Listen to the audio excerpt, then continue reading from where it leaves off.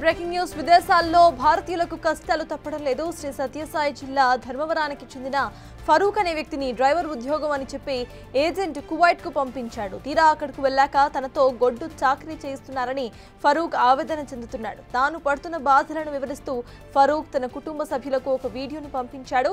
Kuwait లో రోజు 3 ఇళ్లను తనతో శుభ్రం చేయిస్తూ భోజనం నీళ్లు కూడా ఇవ్వడం లేదని ఫరూక్ కన్నీటి పర్యంతమయ్యాడు. యజమాని తన పాస్పోర్ట్ ని లాక్కున్నాడని, తాను రోడ్డున పడ్డానని వీడియోలో ఏడుస్తూ చెప్పుకొచ్చాడు ఫరూక్.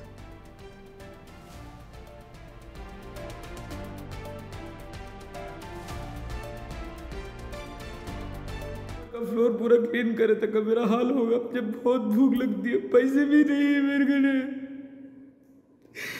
जो में 1 रियाल भी नहीं है। कैसा काम करना मुझे खुद को समझ में आता नहीं है। उन्हें देखे तो क्या बोलता है, शाम का को देख तू मैं क्लीन करने है तो मैं फ़ोन खींच ले तो तुझे है देख तू किससे बोलता कि बोलने कदू बोल को मुझे बोले उन्हें। मैं अल्लाह उसके रसूल की कसम खा को बोलता हूँ, मेरे साथ बहुत जुल्म होता है, बहुत जुल्म होता है।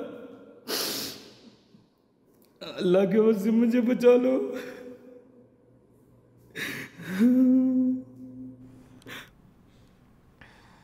దీనికి సంబంధించిన పూర్తి అప్డేట్స్ మా ప్రతినిధి యోగానంద్ అందిస్తారు. యోగానంద్ చెప్పండి, ఒక డ్రైవర్ ఉద్యోగం ఇప్పిస్తానంటూ కూడా ఏజెంట్ కువైట్ కి పంపించి అక్కడ 3 ఇళ్లను శుభ్రం చేయిస్తూ కనీసం తిండి కూడా పెట్టడం లేదు అంటూ కూడా ఆయన ఆవేదన వ్యక్తం చేస్తూ ఏడుస్తున్న వీడియో ఇప్పుడు వైరల్ అవుతోంది. అసలు అప్డేట్స్ ఏంటి? ఆయన ఫ్యామిలీ ఎవరైనా స్పందించారా? ఏజెంట్ నంబర్ ఏమైనా దొరికిందా? పోలీసులు ఏమంటున్నారు?